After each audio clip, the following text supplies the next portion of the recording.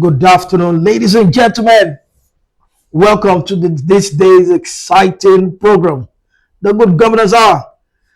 It's a time where we come to talk about the true governance of the state and the nation, where we discuss the realities and the happenings and events that is going on in the ongoing system of the nation of Nigeria. Welcome to this program. My name is Professor David Oduma, and today I have two important guests that will be trading tackles with me on today's program on the Good Governance Hour. On my left hand side is a very known political analyst. He's a senior legal luminary and a well known person that we have always that has been with us on the program. He's not a person than Barrister St. Moses Obodna. Thank you very Welcome, much. Thank you for having me. Thank you for coming to the show. Yes. And also on my immediate left is one important person. He is one of the heads of FENRAD, and he has been leading the light of political activism. He is fighting for good governance in the state and the nation. I sincerely have seen all his good works and also believe in his activities. He's not the person that Comrade Nelson Nana Nwafo. Welcome to the show. Thank you for having me. Thank you so pleasure, much. my brother. Thank you. Thank you. So we start off today because I know we've been seeing the chunks of events that are happening in the nation, and a lot of things have been happening. I will start with you, Barrister, because I know you've always had someone talk with me in the studio. I'll start with Comrade Nelson Nana Nwafo. Have you seen from the recent times? Have you seen the event of things, especially the political trends of governance in the state of the nation and also in the state of Abia? In the state of Abia, we've been seeing a lot of build-up of 2027 election. You can see an political alignment. We can see politicians moving from one political party to other, Okay. especially going to this political parties that is in the center. Then we've been seeing the meetings going on. We've been seeing a lot of issues that have been coming up in the state, the issue of alignment, the issue of movement to the ruling party, and then the issue of build-up of election in the state. We've also seen the issue of the chief executive of the state making some political statements, making some interventions, doing some alignment, and also working towards the 2027 election. We also see the issue of some political gladiators in the state having some few face-off with the government in the state, and then asking the government to live up to its responsibility, demanding for transparency and accountability, and then also pushing towards a credible and transparent processes of allocating resources ahead of the election. You talked so much of alignment.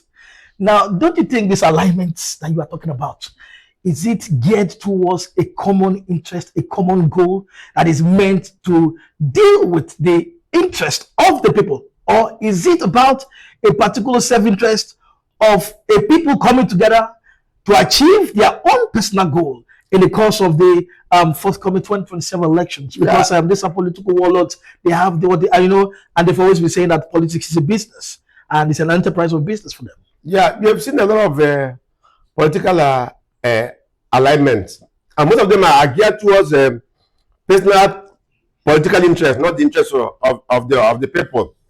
Because you have seen the economic uncertainty in the country, you have seen a high level of poverty, and you begin to see some of the inflationary trend affecting the vulnerable people in the various areas, in the various communities. And the government of the center has promised people that there is a renewed hope, and the renewed hope have not been felt. So all the whole political gymnastics, all the whole noise, all the whole alliances is towards ensuring that the political party that is in the center or the political party that is in the state or will get a lot of political relevance to the interest of the political stakeholder, not for the majority of the people, so that they continue to be in power, continue to get the political relevance, continue to get the political benefits, continue to control the commonwealth of the state and the one for the nation. So all these alignments, all these interventions are not geared towards people-centered interests, but also on political interests, so they continue to clinch to the power for their own personal interests. Don't you feel from 1999 till now, if we look at it from time when the military handed over to the civilian regime, don't you feel that is there any disparity or differences or kind of connectivity or relationship between the 1999 period of governance and the present time 2026?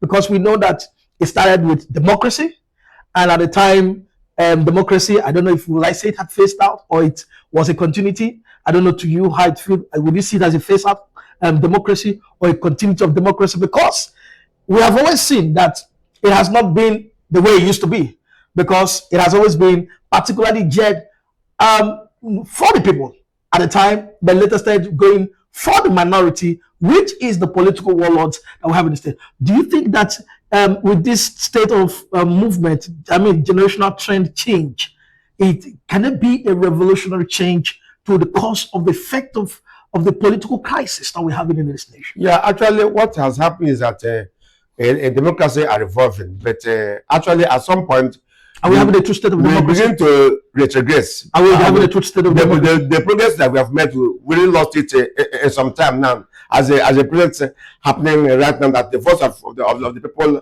are no longer heard. It is the majority, the political leaders that decide. So where did democracy become demeaned? Where was it totally off? I mean, diffused from the system. Yeah, we begin to have challenges during the late President Mohamed Buhari's administration. Okay. We begin to have a lot of diffusion from the people. People's views are not being captured. People say that the policies are not being. We begin to see tyranny. We begin to see abuse of power. We begin to see our people being impoverished. We need to see taxpayers' money used for own personal gains. So that's how the democracy begin to diminish up to this level that we are. That we begin to see inflation at a very high level, unemployment being at a high level. But at a point in time, we had a time when we had this issue of palliatives that was being given by the federal to the states and to everyone, to the vulnerable people. We had a time when they had to do some kind of incentives to the people, you understand, from different classes, and it went round the 36th state of the federation during the time of President General Muhammad Buhari. So what are you saying? Because a lot of people had some benefit of it, and they were saying they clamored for him. At that time, the people clamored for his leadership. What would you say about that? Was people that clamored was the majority, like you just said, the majority political leaders who was getting these benefits. All those policies that you were talking about, you don't trickle down to the grassroots. Most people do not get actually all those palliative that was given. It was within the political elites who decide who to give and then who to get. And the sense, because they are closer to the power that being, they keep on singing the glory, singing the good song of the government that's in the center, so that they continue to create a lot of political relevance to themselves, not minding the interests of the people at the grassroots level. So all those palliatives, all those interventions do not actually get to the grassroots, because you can see actually what really happened during that administration. You can see high level of poverty, vulnerable groups, insecurity going across almost every zones, and killings and then it becomes very terrible. And we need to see these political leaders singing the good song, telling you that this government is actually doing very well. So do you think it was because of the issue of favoritism? So that they can continue. They can continue to get relevance, continue to get favorism, and continue to be in power because of the personal gains that they get from the government. Barrister St. Moses, let's look into let's talk democracy, Nigeria, and especially let's look into the Abia State.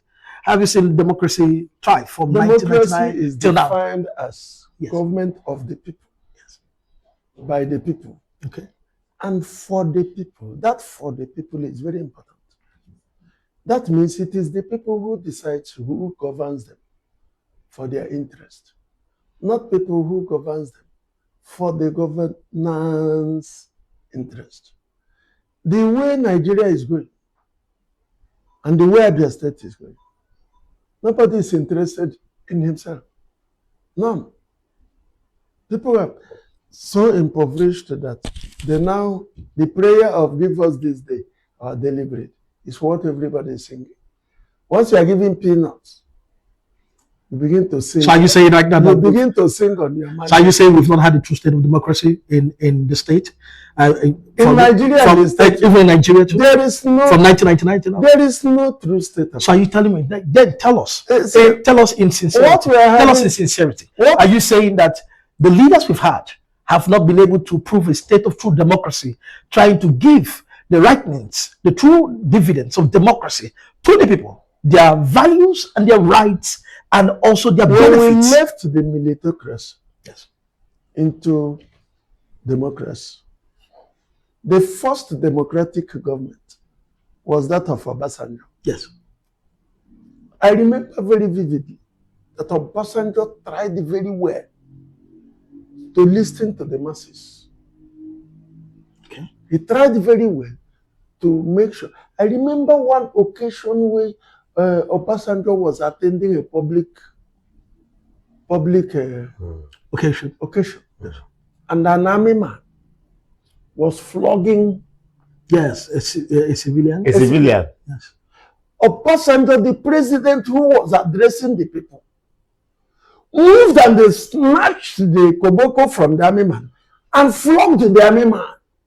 I said, these are the people that I am governor, that I am here for. Without them, I won't be here. Today, everybody talks about party. If you are APC person, yes, you must go on their mandate which has stand. This very person who is singing on the mandate which has stand is hungry, cannot pay school fees of his children, cannot get health insurance. Insurance. So can you compare? I am coming. Can you compare the state of the military rule and that of this present democracy we've had from 1999 now? Because they say the worst of the military rule, that the worst of the civilian rule was the best. It's better than the military rule. The military rule. The best military rule.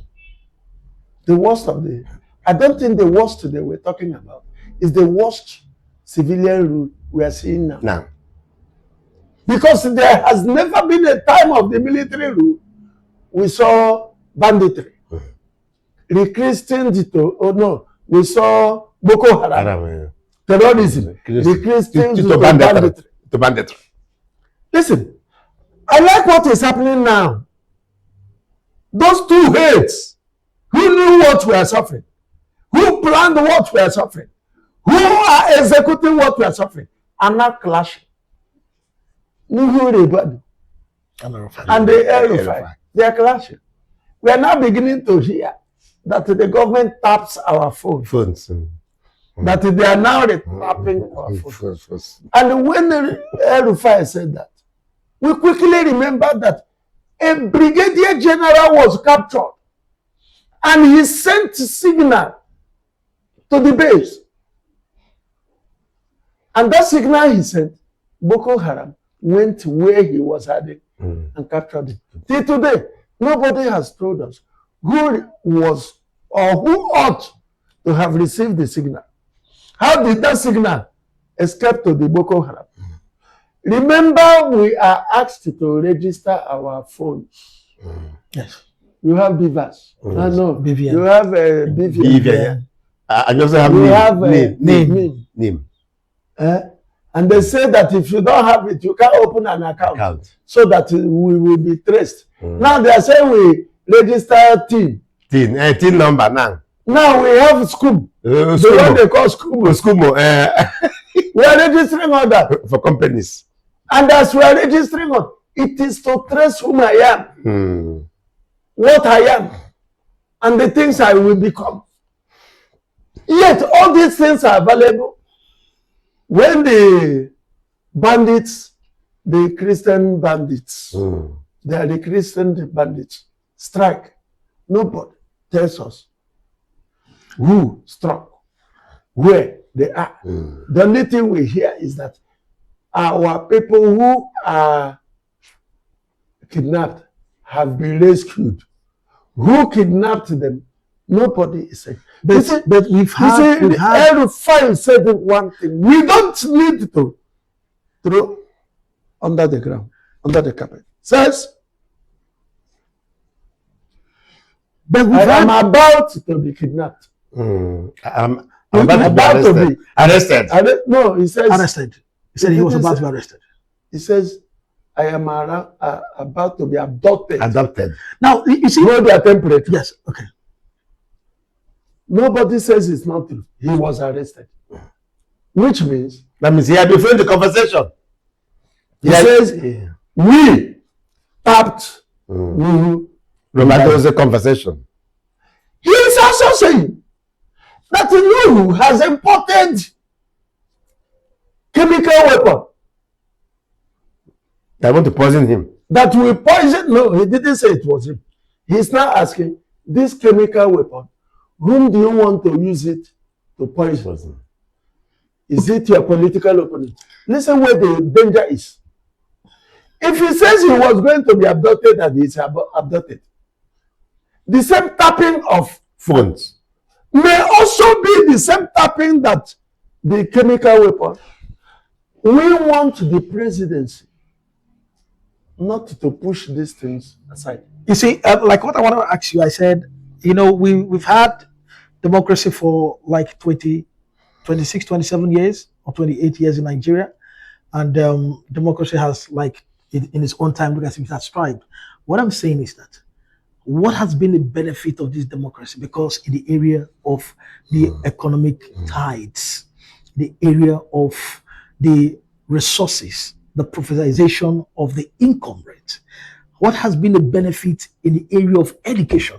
What What is has been the supposed to area of be- benefit in the, sorry, sir, in the area of healthcare, services is and supposed skill? to be the What benefit? has been the benefit of it, even to the Nigerian people, to the grassroots? What is Because supposed- we are expected to have feel the impact of why they were being voted for, or not even if you say they're not voted for, but they were voted by political dynamics, but enter and do what is right. What has been the benefit, sir? Listen, democracy is all about checks and balances.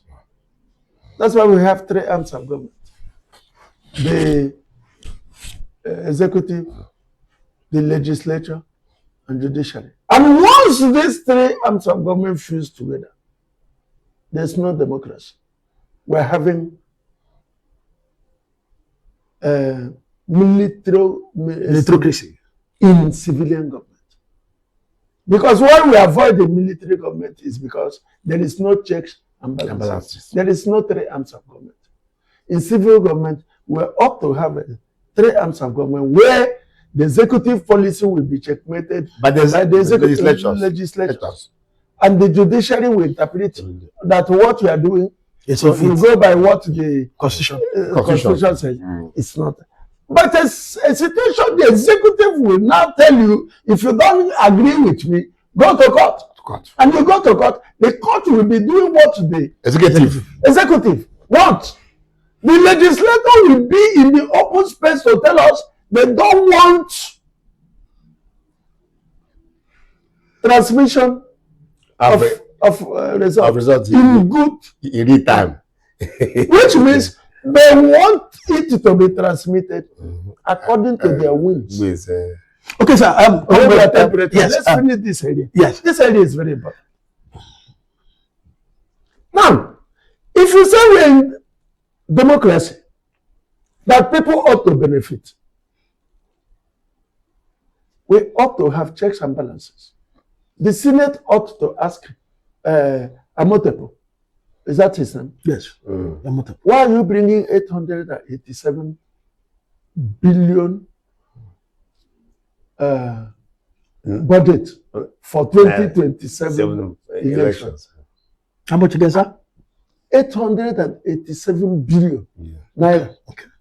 Yet, you are telling us we cannot transmit Transmit results in real time. because That amount is enough to invite Starlink and they give them order. I don't think Starlink will take up to 100 million. I want to ask you a question, sir. Hold your temperature. Don't ask me anything until I finish this area. I'm going. Okay. If you give Starlink 100 billion, every nook and cranny of this country will have network. Never, yes. There will be connections. Our problem is not who goes. It is he who goes. Is he mandated by the people? The moment we allow these people to know it is we that send them in, they will no longer give us. I was watching Ginger doing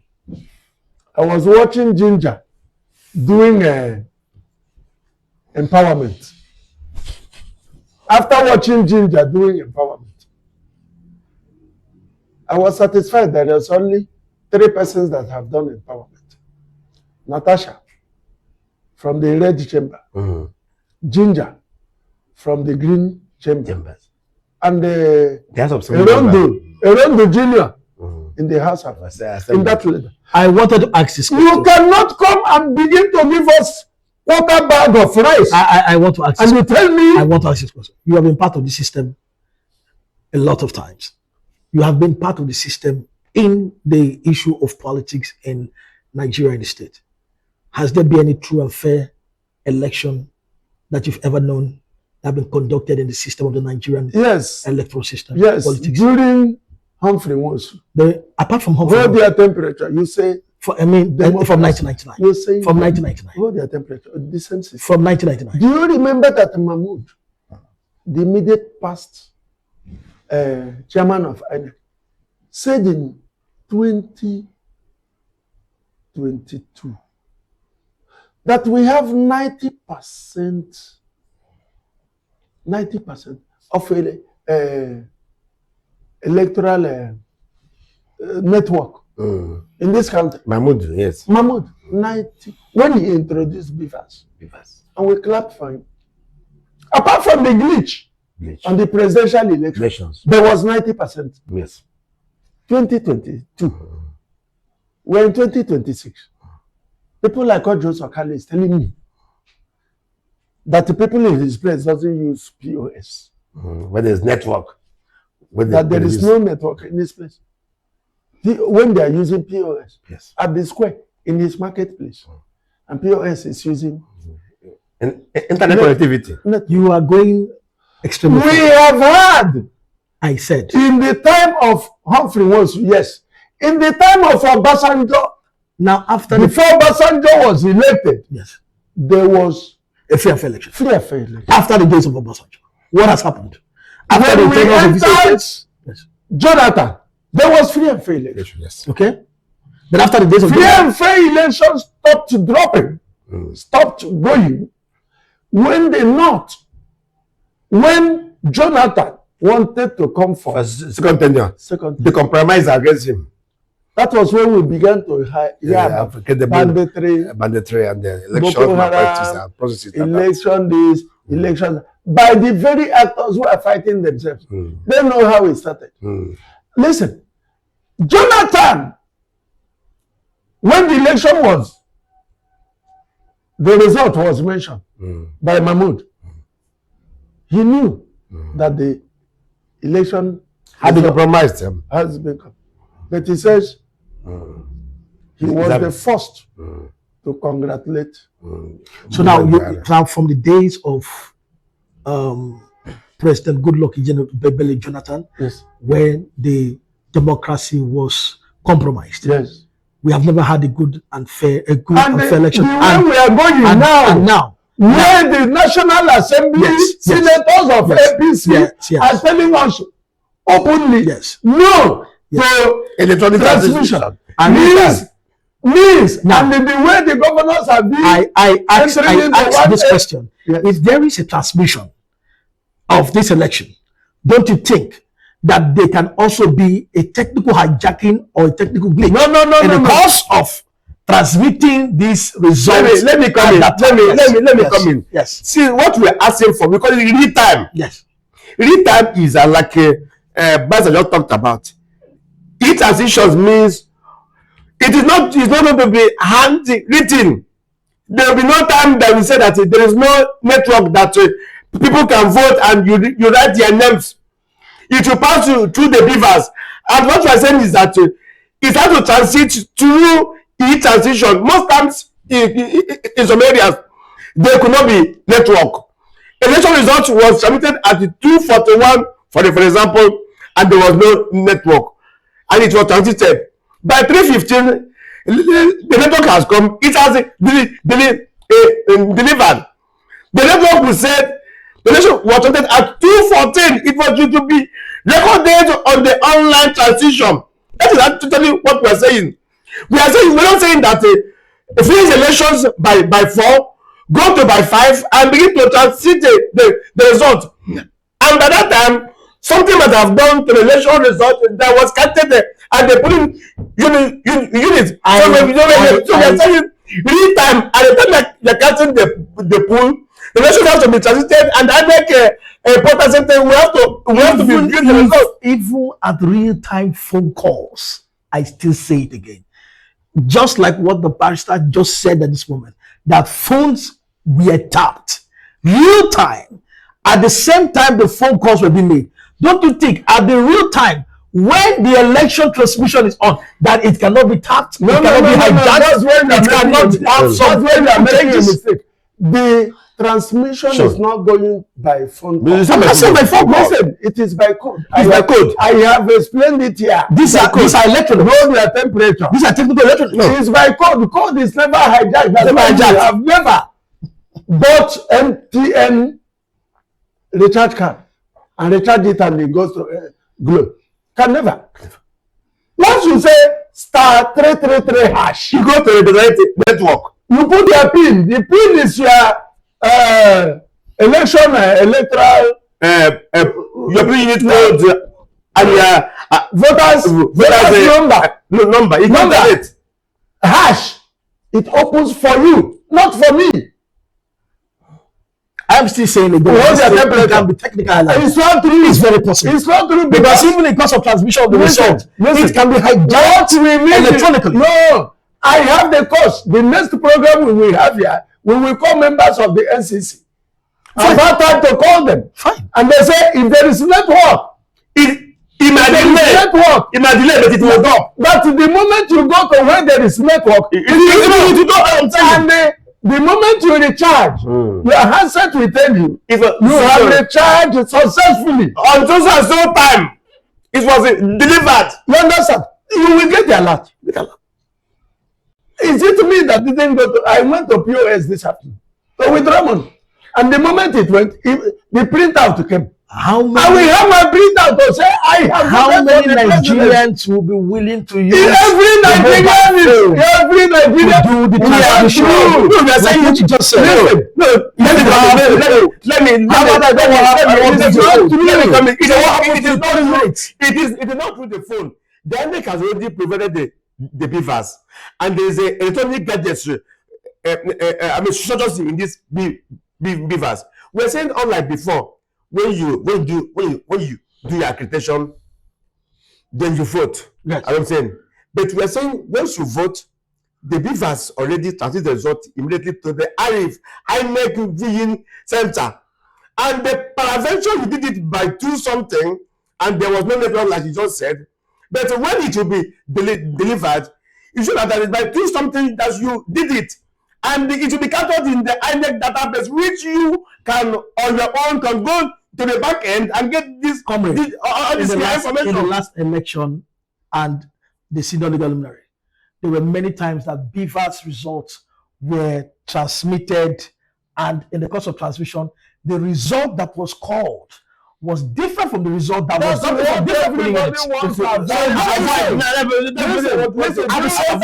Do you know the good news? That Senate has passed the electronic Voting. Eh? Yes. Good.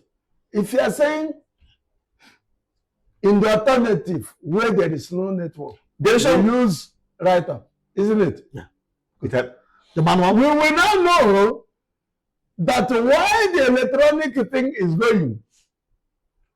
at least the electronic voting will have upper hand than those that the manual will come, because the manual is peradventure there is No network. no network. So we have network. What I am saying is that Senate should pass a directive. All the senators, there should be constituency project. Finally, sir. Hold their temperature. Yes, sir. Put networks in their place. Finally, sir. Wait, now we are saying important thing. You are saying finally. Ojoso Kanu said there is no network in his place. Let Senate give him constituency project to bring a Network. network Service in his provider. place. Let the government pay. His job is to build a contract. All the senators in your area, all the members of House of Representatives in your area, all the houses of assembly people, let it be from now till the election period, be their constituency projects to bring network in their place, in their constituencies. Our job, the need of Nigerians, is to make sure there is free and fair election. And we can only have it You see, when when there is electronically transmitted. And the point is making is that, you know, this becomes a very serious legal issue when some litigants went to the court, up to Supreme Court. Supreme Court said what they have in law is a transfer. The law did not say electronic, it said transfer of result. It did not say electronic transition. Yes. It becomes a very legal issue, and that's why civil societies are saying, put it in the law. No. Let it be in the law that a peradventure. Let me finish. Oh, hold on. For example, that if there was no internet connectivity in Unit 1, the nations would be cancelled and be rescheduled. Come and thank you. We don't want anything like a transfer. We want electronic transition. Thank you so much. It's really, really hot in this studio because we're to the tackles and the two political analysts are trying to tell us what they know best.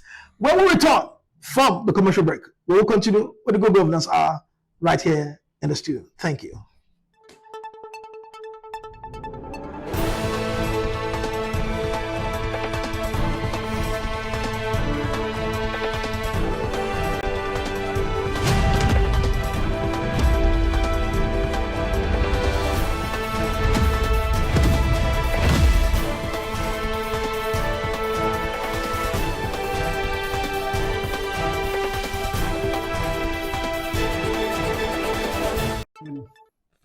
Welcome back to the show on the Good Governance Hour from that commercial break. Right, we were talking about the issue about the state of the nation. Right now, we'll go to the state of Abia, our own state. Now, I'll quickly throw it to you, comrade. From 1999 till now, how have you seen the state of governance from 1999? How do you compare? And do we be able to disseminate the state of governance from 1999, from Ojoso Kalu, right now to our present governor, His Excellency, Dr. Alex Omotie? Have you seen the governance and the state of trends of politics that they have been playing? Yeah, thank you so much. The present government in Abia, we've seen examples of governance on the areas of infrastructures. I'm saying from 1999 to now. Yes, the present government. Okay. The other government, there was some effort they made in opening up roads, in doing road infrastructures, in new human capital development. And you know, government is issue of continuity. Once the other government ends, the other government continues from where the other government stops. And as far as they're giving the mandate to deliver, to protect the people, to deliver democratic dividends, to ensure service delivery, and to provide human capital development across all the whole segment of the state political lives. So from 1999, Abia has been evolving from one democratic process to the other. And we've been having a lot of challenges about governance, the issue of accountability, the issue of transparency that has become a very serious challenge to the issue of Abia's governance. We've had a lot of challenges from 1999, and I believe that gradually we will all be getting there when people voices are being heard, when people begin to form a very critical mass movement that continue to demand for transparency, that continue to hold government to account, Have we, and the as service Abia, delivery. felt the state of democracy from 1999 to now, from all the predecessors that have led the state till this particular moment? And if yes, how then do you see this present state of democracy and the governance of His Excellency Dr. Alex Omotie? Yeah, yes, Abia has failed a lot of governance, but actually, Abia has not failed the real dividends of governance in 1999. We have the challenges from the other administration to other administrations. You can see some of the institutions also has the matter to answer with the Financial and Economic Crimes Commission overlooking of the state treasury from the other government to another government, and they begin to see the issue of backlog of unpaid pensions and gratuities. We begin to see the issue of infrastructural decay, roads being in a very bad state. We begin to see the issue of non-implementation of the social safety net of the citizens of Abia. So Abia has not really felt it well since 1999. We've been having one government with one challenges and the other, and up to the present administration. For the present administration, we've experienced a lot of infrastructure development in the state. We've seen some of the roads that have been left by the other government getting government attention. But the issue of human capital development has not actually been addressed in the present administration. We have the issue of unpaid pensions and the gratuities of these workers of the Abia still being discussed. Then we still have the issue of a minimum wage being implemented in the state. Then we also have this issue of workers demanding for one benefit or the other, like leave allowances and some of that entitlement. And those issues I think that is essentially is a critical issues that the government in the present government should actually look at it and begin to address those issues. Is it that the state lacks funds that they cannot be able to deal with? The issue that is a political, because I've told people in the other forum that road infrastructures are not the only way to measure governance. Governance is measured when there's a human capital development, when the lives of the people are being uplifted, when the welfare are being taken care, when the people are lifted away from the level of poverty, when the government provides social safety net for the people. The poverty rate in Nigeria is increasing, and you have a very high level of unemployment in the state.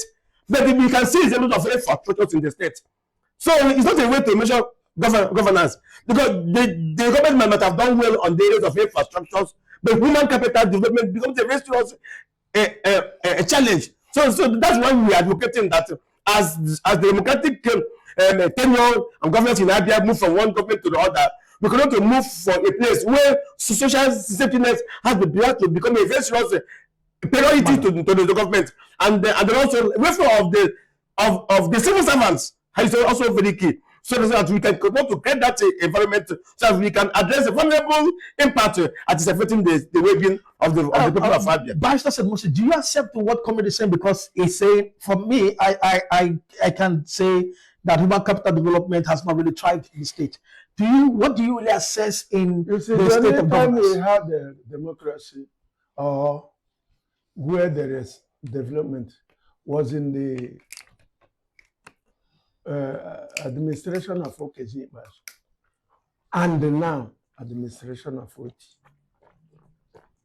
In the administration of Orji Uzor Kalu and T. Orji, there is nothing anybody can say these two administrations geared towards capital development or human development.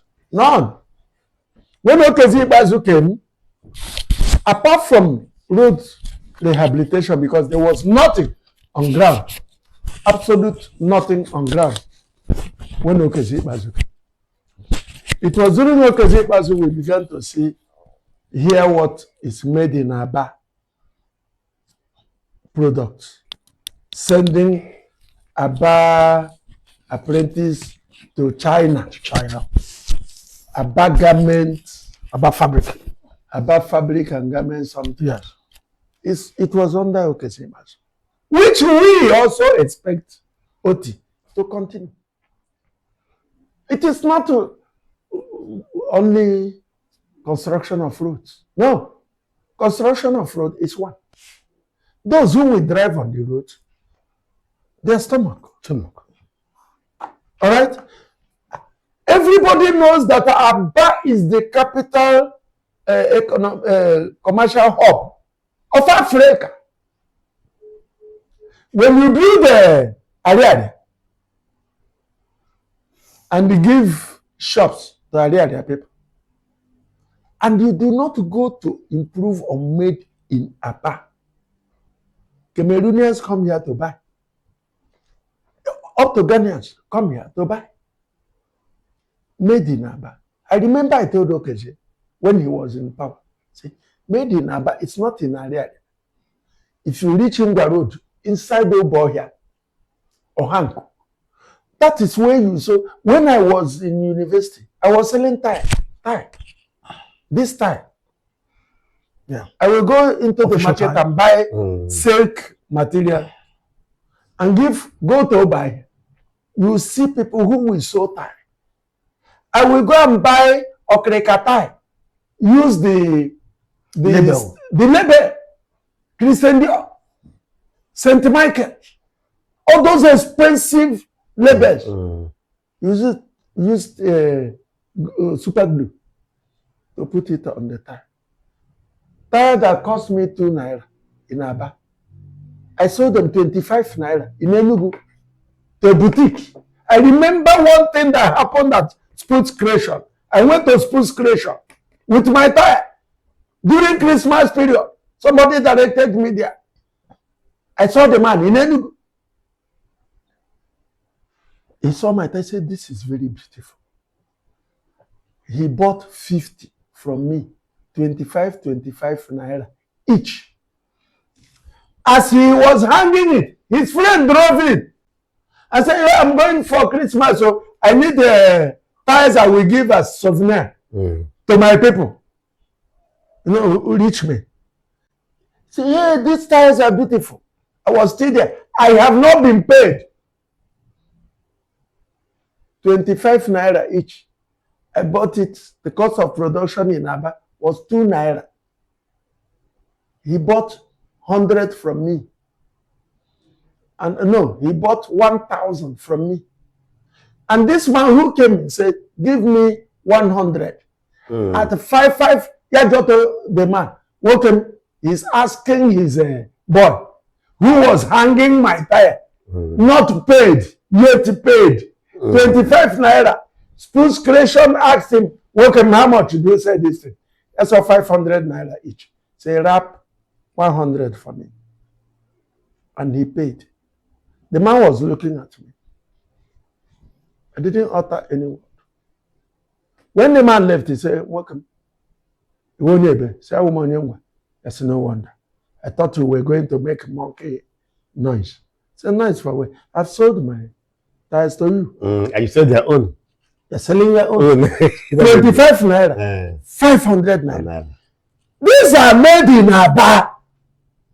If you say you're a governor in Aba and you don't improve on this, you paint road, you do gutter.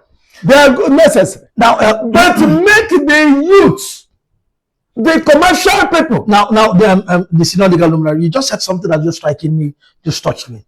You said it was out of your creativity that you were able to sell your product. Yes. We've had so many youths that had brought out so many creative works in the state. Yes. And they have not, even has gone online, and yet they have not been empowered. That is what we want the governor to do. What is happening? Governor, why are they not seeing this? Governor, we Why are they not giving room will for be hearing us. Okezie had us and created his own. He was doing it when his tenure ended. I also remember Beribe came and did a trade fair here. That the minister of something came and participated. They did it in Lagos. They did it in Abuja to expose the creativity of Aba people. Don't you think that we need Oti to do the same now? We need our Kobondo to do the same now. We need all our people to project Kogiwala. It's another woman I demand. Yes. And Let us have this so that our youth who are creative should be exposed. and I'm also aware that, yes, I know that in this government there have been what they call Aba Fashion Week. Yes. They were done at the Yes. About Road. at Aba Road. Some one was done at Aba Stadium then. But actually, what we are saying is that those things are good exhibitions. They are planning. They are fine. But we're saying is that create that incentives, create that empowerment, create that scheme, so that after those exhibitions, after those shares, then we have some group of young people, artisans like the name like Besa just talked about.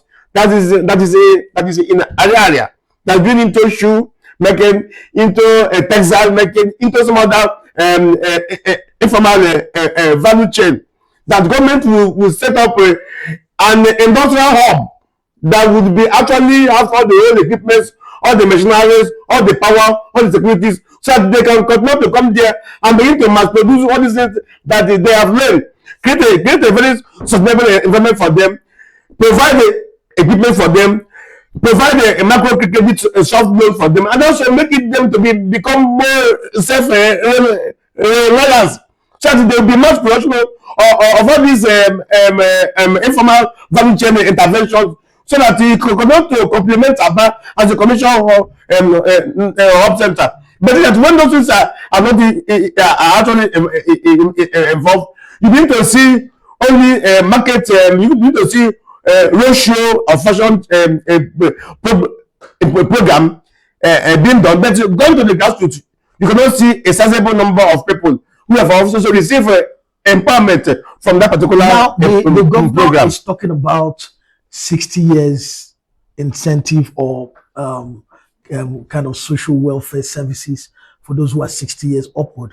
We've had times so many policies have been created in the A state of 60-year-old man is retired. He's a retired man. He's a retired. This policy says If we can bring a policy for 60-year-old men, when we don't have a policy for a youth, for the youth. Youth. what are we trying to do? Are we bringing a miracle here? All the people who should go home, you bring them to govern people. At the time there are massacres in Kwara, you are attending What do they call it? The G7 the summit? not G7, there is one Egungun festival. Going on. A festival going on somewhere. Because as I am now, I'm going into retirement. What I need is to enjoy. What I am, Won't you need I a am social, setting up this. won't you need a social welfare What service? I am setting up now is for my children to take care of me, not me to take care of my children.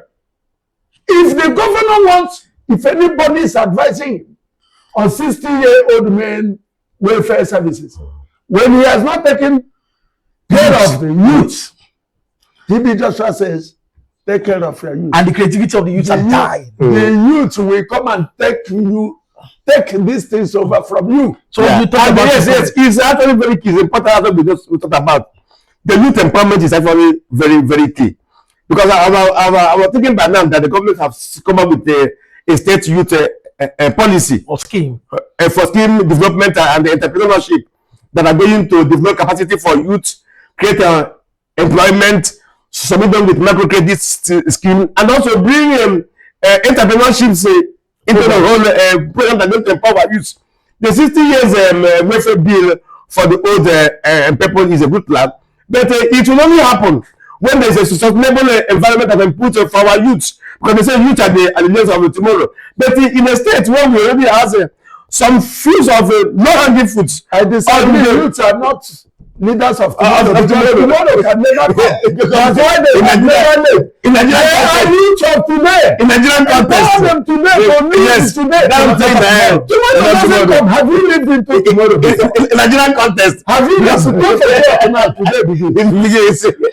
so what's my So it should be Yeah. for today. Yeah, this for today, yes, and the future. We don't have business going to China to import fabrics.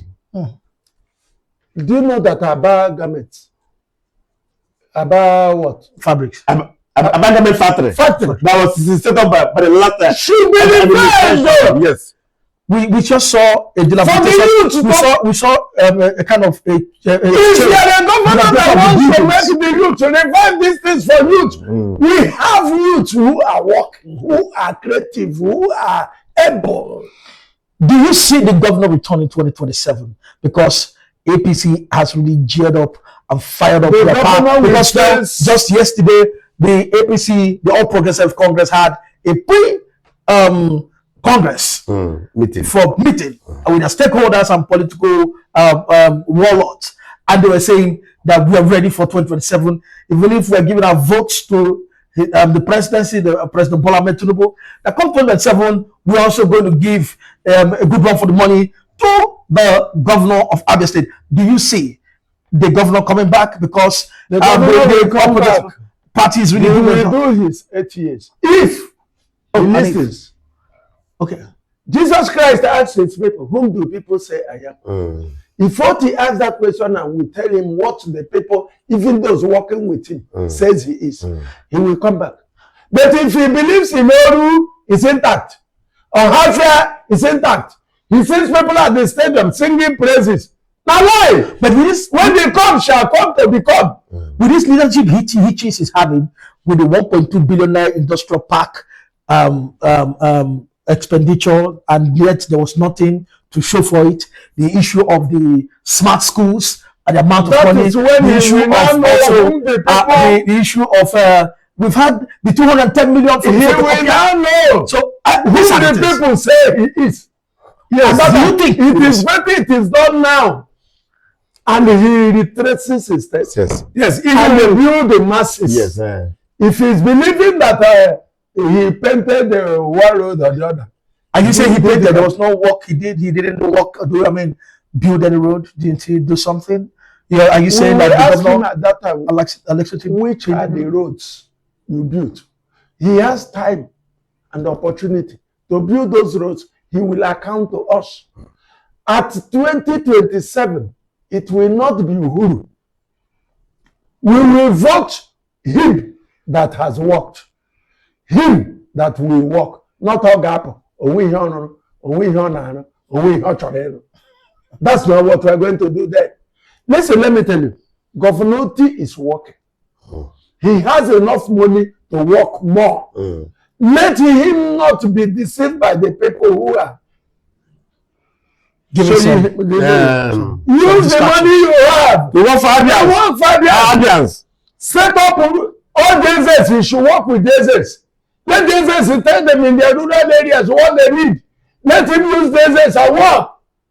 The mayors are ready to work with him. Leave the money for the mayors to work. And is he withholding the money from the mayors? And the mayors not having the resources also to do We the have jobs? not seen if it's not withholding money of the mayors. We have not seen what the mayors are doing with the millions of money, naira, that are being published by ECOM every month. That's what I want to say. We are all the When we same. see it, now the box stops at 20 step. If the mayors are not working, it's okay. Come on, do you agree to No, what I say that like I was on you air. agree to what? I was on air at the radio just last 2 days because about local government budgets, local government funding. I raised a lot of concern that in some local government councils you cannot see examples of infrastructure. You cannot see examples of really governance, and it's something that is happening across the federation. We have also canvassed for a full financial autonomy for local government council, so that they will be, so that we can begin to address the issue of overbearing influence of these councils by the chief executive. It is happening across the 36 states, and the state it is not an exception. If you go to some local government councils in some areas, you cannot see examples of infrastructure. You can't even access the government budget. What do they have? What the government has budget for the year? People in the areas can't even track and follow what the government are doing, because it is happening across the federation. There is a serious overbearing influence of the government areas by the chief executives, and that's actually what we are saying here. But the case of Abia, We have seen a lot of governance, we have seen a lot of infrastructures on ground. But we are saying that we are asking for more. No. We are asking that the governor should begin to look at the local government areas, begin to award contracts projects in local government areas, and just create that particular environment for the local government councils to begin to execute capital projects in the first areas, so that they can improve the development at the council level. Can you know there is a project I am proposing? Okay. For the women and for the youth. Okay, I want to ask this last question before we go. Now, if you check like you have been talking about, you said His Excellency has been doing so well. I bet he should do more. Now, can you compare what we have seen his fellow governor do? Because we have had times also as journalists to do some rounds of checks from other governors. If you check the governor of Enugu State, we could see, because governance is about credible service, visible, credible services. Visible, credible services. We see the things that are on ground. Yes, we said Governor Dr. Alex Ochemoiti is doing so well. Yes, we agree. And he's going to return and finish his 8 years. Now, the thing is, if you check a comparison between him and his fellows that are in the system of governance, what do you think about it? Because if you check Mr. Peter Oba, Governor Peter Oba of Enugu State, we see visible structures that are on ground, creating an enabling ground for employment, like the 88 smart schools that he has built. You see the airline services of the Enugu Air. You see the bus terminals that he has built, and also the buses. These are drones for security. The drones for security. Security. And which has created the enabling system for employment services, and also productivity to thrive. Do you see also this happening right here in Abia State, that His Excellency can do the same within the short limited time he has? His Excellency can do the same in 2 years. If he allows the people, for instance, do you know it is the government that controls area? Allow area people to their union to control their market. What's the need for government to go and control area market? If you want to develop market, I told them, expand Aba. Ask government people to build their market. They will build their market, allocate to themselves. Do you know there is a beautiful mechanic village at Ovomo? Nobody goes there because they have given it to somebody to manage. And that person is setting up 1.5 million or 2.5 million for a mechanic to come. That's why the mechanics cannot go in there. The government has good intention, but a bad execution. Allow every segment of the market, create specialist markets. Are you government people? One market. Go there, develop it, get a land for them. Let them develop it. Their union will allocate to themselves. And build. Don't come to build for them. If you build, the money you will put is unpayable for them. People in wood and joinery, one market. People in this, one market. Car people, one market. You will see Abia State will develop. Those in fabrication, one market. See what is happening at Inewu. See what is happening at China. It is our government that is controlling it. That's why they are making their headway. Don't control our market for us. Don't control market.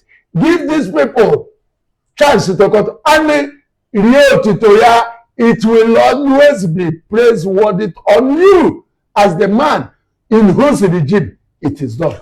Yes, because you know how the government is at the third schedule, and you know the government markets should be controlled by the local government, like you said. Market and some other infrastructures within the domain of the local government council should be controlled by the local government. And when such things is in place, we begin to see development at the grassroots. Maybe those in the informal value chain, all those market traders union groups will be allocated a land by the government and ask them to develop that land and allocate it accordingly to their members. But the situation where government has a contractor, a financier who comes on board, who takes that particular project, after we begin to see a bogus amount of money. For example, in an area, you can see a lot of maybe 5 million, 10 million naira for somebody to acquire only one shop. And it becomes very high. And somebody who wants to do general business that have such a amount of money can never go there. So we're saying that some of the issues that are some of the meta projects that are within the confines of the non-government councils shall be allowed for the councils to implement all those developmental projects so that they can capture people at the graduate level and make it easy for them to access all those environments and continue to grow economic activities across the 70 areas of the state. That the government has done well on the areas of infrastructure, but we are saying that the grassroots level has to be improved. Citizens' engagement has to be seriously intensified. Community people have to be involved, like he said, involve the traditional rulers, involve the layers of thought, so that they can continue to engage with government and give government updates of what is happening in the local areas. And let me tell you, we are talking about community policing, community security. They support the government to bring information, security in the domain, what is happening, and they assist even the security agencies on the areas of the security if they are fully empowered. So it's good that the government should work with people in the grassroots, improve relationship with the local government councils, with the traditional leaders, and with the people in the local government areas at the grassroots level. I mean, it's going to increase security, it's going to increase development, and it's going to bring inclusiveness in the areas of government sectors. Thank you so much, Kobe. 15 in 30 seconds. The senior legal luminary. Do you see a possible defection of His Excellency Dr. Alex Omoti to another party? And if there is a possible defection, what party do you think that he is going to run for 2017 election? I don't election? want him to defect to any party until the ADC and the APC finish their primaries. Then that is when we will know where this pendulum will swing. There will be Obi wave. Obi wave will come again. So are you saying that His Excellency have to go? Does it mean that it's going to be the P2B wave again? That will be able to restore. And as you can see that you can see that P2B has declared his interest to run 2 days ago under ADC, and the ADC has already wrote to me and others are saying that zone the presidency to the south. They have said so, and from the south we have people like Rotimi Amechi from the south River State, and the P2B from the southeast, and the P2B has been a very prominent figure. So, and the ADCs probably are going to zone it to the south, and the P2B might also likely to be the party candidate, the flag bearer. So now we are saying that for the governor of the state to decide his political future, then INEC had released a timetable for elections, and the party congress are very close. Don't you feel he's making the Labour Party look redundant in their workforce in the Labour Party before? Were they redundant? Well, they were not even redundant, dormant. Dormant everywhere. What about the because of P2B. The moment P2B joined the Labour Party, I designed Uchobi movement. Uche Ikone versus P2B. I created the half of Uche Ikone and half of P2B. When I told my governor then, there is a wave coming, let's join P2B. They refused. The wave came and swept us apart. That wave is coming again. Except P2B does not have ticket. In whichever party he has ticket, there will be Obi wave. And also the people in ADC have also weighed it up. And further that the North has only 4 years, the South has only 4 years to finish their parental ambition. And the bill has said, give me the tenure, I can run for only 4 years. And you know that people like former vice president of the country, Atiku Abubakar, El-Rufai and others that are in the party and others have looked at the political situation, and the best option for them is to give the ticket to Peter Obi, who has promised them to run for 4 years, so that he can wrestle the power from the popular ruling party of APC. So I think that the governor of the state should also continue to finance the processes and the engagement in the Labour Party, and also wait for the two major parties to have their own national party congresses. And by so doing, we will know who and who representing the party, and that is when the main politicking is going to start. If they refuse Peter Obi in NDC, we will urge him to come back to Labour. Thank you so much. And Labour will resume its force again. Thank you so much, Sars, for coming to the program today. I sincerely truly appreciate for coming and trying to tackle with us. We hope to see you next time again in our program. Thank you so much for today's program. We've had so much time with the two political giants who have told us much about the politics of the state. We want to say a big thank you to Barrister St. Moses Obuna and also Comrade Nelson Nana Nwafo for coming to today's program. Thank you for having me. We'll see you again next week in the Good Governance Hour. We'll say keep in touch and remember the state belongs to us and good governance must strive. Keep watching. Thank you. Keep watching Living TV. Thank you.